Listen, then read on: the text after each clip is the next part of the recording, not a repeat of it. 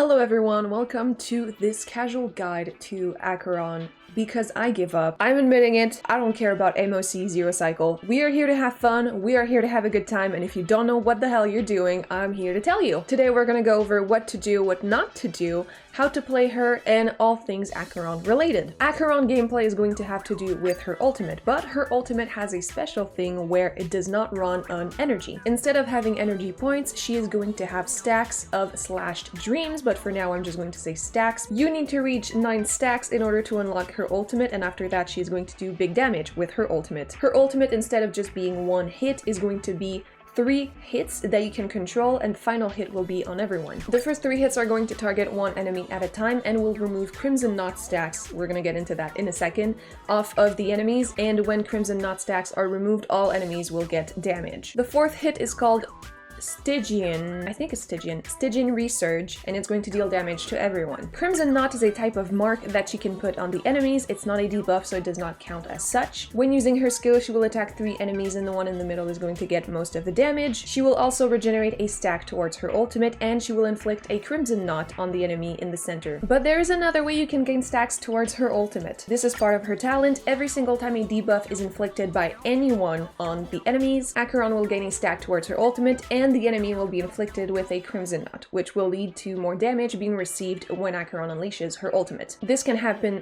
once per ability, and when I say anyone can trigger this, I really mean anyone. For example, if the enemy dies and inflicts a debuff on an adjacent enemy, this will count as a stack towards Acheron's ultimate. Also, as part of her talent, her ultimate is going to deplete toughness no matter the weakness type of the enemy. It's also going to reduce the alt-type resistance of the enemy from the beginning of the ultimate to the end of it. Her basic attack is a basic attack.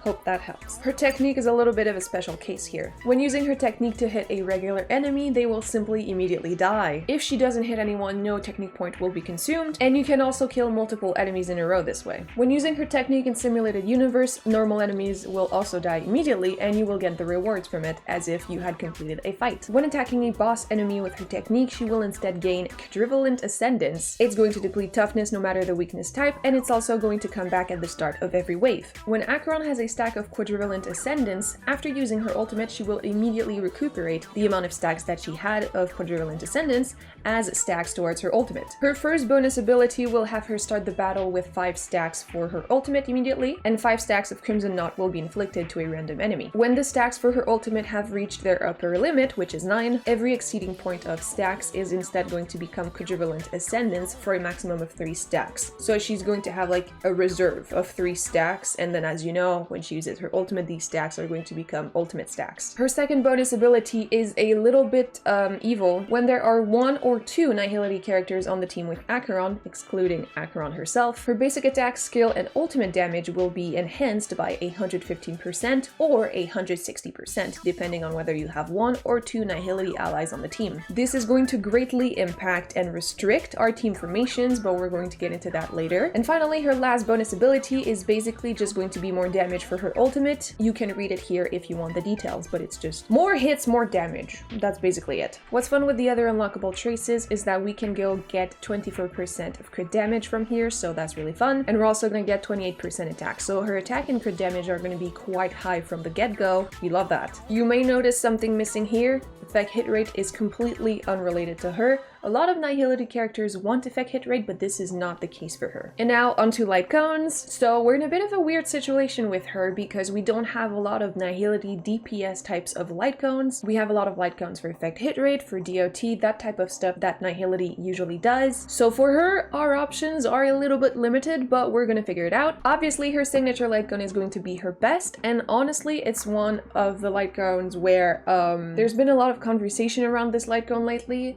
especially because there is such a gap between her damage when she has it versus when she does not. I think that this is mostly because we don't have a DPS type of Nihility character that does not rely on DOT, so we don't have a lot of Lightcone options, meaning her signature is obviously going to be really great for her, but also it's a Lightcone that's going to inflict a debuff, meaning she will regenerate stacks much faster. She will get like 2 per turn. My thoughts on this Lightcone is if you can get it, do it. However, if you're not able to get it, you're still going going to have a really great damage character. It's just if you want to make a meta unit out of Acheron, you're really going to need her signature, unfortunately. However, this could be a situation that may change in the future as we see new Lightcones come around. Maybe we're gonna get a Lightcone that is a little bit more better suited for her at 4-star, but for now this is the situation. And I've tested her without her Lightcone and she still is incredible, so if you like her, if you think she's cool, I think you should really pull for her regardless of whether or not you can get her signature. If you're really involved in the meta, if you like to zero cycle MOC, I know I made fun of it in the beginning, but that's super fair. Everyone enjoys this game how they choose to. If that's what you're into, you might need her signature to get there, so be aware of that. Other 5-star Lightcones that are going to be really good for her are Patience is All You Need and Incessant Rain. You're probably not going to be using Kafka with her, so make that choice. Do you want this on Kafka? Do you want this on Acheron? Incessant Rain is a bit of a tricky one because you really might be using Silver Wolf with her, so this is a debacle you're gonna have with yourself. But the reason these two Lightcones are going to be good is because aside from other buffs that they offer, they're going to give Acheron the ability to inflict a debuff on the enemy on her turn, which is going to give her more stacks and more Crimson Knots and yada yada yada. In the Name of the World can be good because we will be hitting debuffed enemies. However, because we really don't care about the effect hit rate for her skill, we're instead going to like Good Night and Sleep Well a little bit more, even if it's a 4-star Lightcone. This is because at S1, if the damage boost is stacked, it's going to do more damage than in the Name of the World. You can go up to 3 stacks, and so that's going to be 36%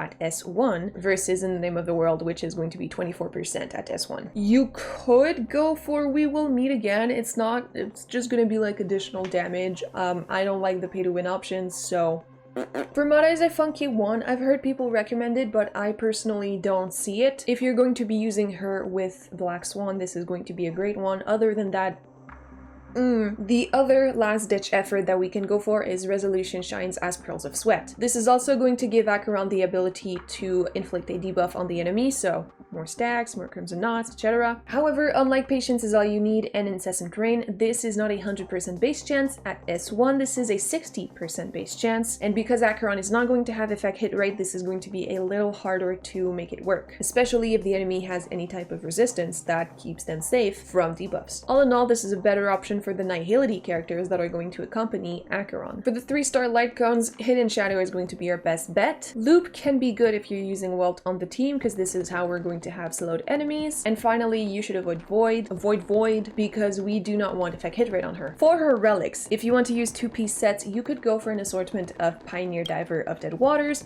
Musketeer of Wild Wheat, Prisoner in Deep Confinement, Bend of Sizzling Thunder, Messenger Traversing Hackerspace. In there, you're going to get damage to debuffed enemies, attack, lightning damage, speed, etc. But the best option is going to be Pioneer Diver of Dead Waters. This is designed after her. This is going to deal more damage to enemies with debuffs, which is people we're going to be attacking anyway. And the 4-piece effect is the more debuffs on the enemy, the more crit damage we are going to deal, so fun. If you're early on in the game, you're going to go for Musketeer of Wild Wheat because that's kind of the early game DPS kit. For the planet ornaments, we are going to go with the new kit Izumo Gensei in Takama Divine Realm. This is again very designed after her. You know, there's the purple and then there's the red, and this has to do with her lore, but that's unrelated. This is going to increase our attack, and this is going to give us more crit rate when someone on the team follows the same path as the wearer, which is going to be the case because we always want a Nihility character, at least one, with us when we have Acheron on the team. If you're early on in the game, you're going to go with Space Sealing Station, but other honorable mentions are Inert Salsodo, Sigonia the Unclaimed Desolation, and Space Sealing Station. And so usually I have a lot of building options, but this is going to be extremely straightforward. Her Lightcone is either going to be her signature or Good Night and Sleep Well. If you have Patience is All You Need, Incessant Rain, you may use those if you don't need them on their original character. Relics are going to be Pioneer Diver of Dead Waters, Planet Ornaments are going to be Izumo. For the body, we're going to go for crit damage, crit rate, or attack, depending on what you need. If you have her signature Lightcone, I think you're going to need crit rate here. Boots are going to be attack or speed. If you plan on running her with Sparkle, you can go for attack here, otherwise you might need speed. The sphere is going to be lightning damage, and if you don't have that in the meantime, you can use attack. And the rope is going to be attack as well, because we do not need energy regenerate with her, because she does not have energy. Like me.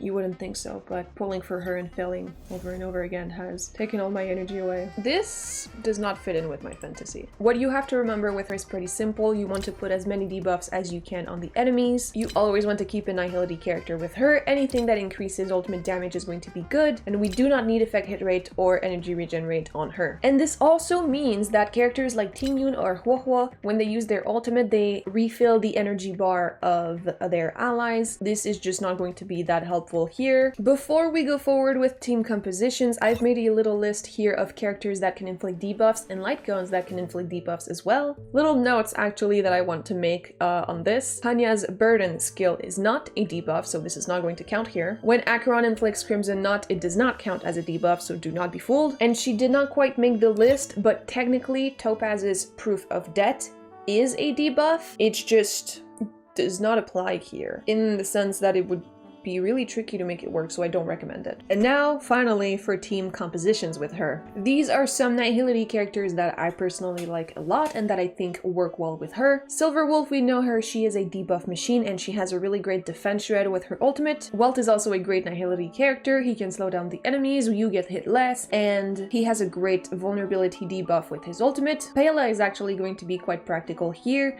As you can see, I really love her. She is level 40. I've put a lot of time and love into my Pela, as you can see, which is only natural because she is E14. Jokes aside, she's going to be a great character here. Her ultimate can do AoE defense shred, which is great for us. And if you have her E4 especially, she can reduce ice resistance, so that's great as well. That's another debuff. Gwynaifen is one of my favorites when it comes to doing debuffs because of the burn, because of the fire kiss, because with her E1 you can lower effect res. For all those reasons, I like Gwynaifen. But what's important to keep in mind when choosing people for debuffing is that here it's not about the number of different debuffs, it's about how many times are you guaranteed to do a debuff when your turn comes. For example, Welt with his basic attack is not going to do a debuff as part of his kit, but Silverwolf will. For example, with Ratio, we cared a lot about having a lot of different debuffs because you wanted to get at least 3 debuffs on the target at all times. However, when it comes to Acheron, it's really about when your turn comes, can you do a debuff and will it cost me skill points every single time? Hopefully not. And so Silverwolf becomes a great candidate here. However, anyone with Resolution Shines as Pearls of Sweat, as long as they're a Nihility character, will be able to do debuffs with their basic attack. Black Swan is also a great character to bring with her because she can do a lot of debuffs with all parts of her kit and she can do defense shred as well. So if you plan on bringing one Nihility DOT character, Black Swan and Acheron, this is a team that could do a lot of damage very quickly. And finally, when it comes to a support buffing character, this is the order that I would put them in personally. If you have Acheron's signature Lightcone, you could use Sparkle instead of a second Nihility character. With her signature Lightcone, Acheron is going to be able to gain more stacks towards her ultimate, and this is why we can sacrifice a Nihility character. Meanwhile, Sparkle is going to buff her crit damage, and this is going to be really great for Acheron. Other than that, Runmei is a cool character, but at this point, if not Sparkle, you're probably better off with 2 Nihility characters, depending on the situation. But if you bring Runmei, this is going to make Acheron a little bit faster, so that's great. Thanatoplum Rebloom is a debuff, so that's also going to be great. And what I like is that with Acheron's ultimate, you can deplete toughness no matter the weakness type of the enemy, but it doesn't deplete a whole lot. But if you bring Runmei, you can do some severe damage to the toughness bar, on top of just doing severe damage already. You always want at least one Nihility character with her because the 115% damage boost is not something we can just let go of. All in all, when you make teams for her, you kind of just want to remember always at least one Nihility unit, and if you can afford it, bring 2 if you can, or if you have a better support option, do that. She's a really strong unit, so I would heavily recommend her personally. If you're looking for a character that is going to rival Jingliu in terms of #1 meta character, you're going to need her Lightcone. Other than that though, her damage is really just insane and very fun as well. Her gameplay is very fun. If you enjoy her as a character, if you enjoyed her trial, if you enjoy using her as a support when you're using other people's Acheron, you're gonna have a good time and I would recommend pulling for her. I hope this video was helpful. Please subscribe for more. I like to do kind of casual guides because I want my guides to be accessible to as many people as possible. So if you enjoy that, you've come to the right place. If you have any questions, leave them in the comments and I will answer to the best of my capacities. And with that said, RedVyren out.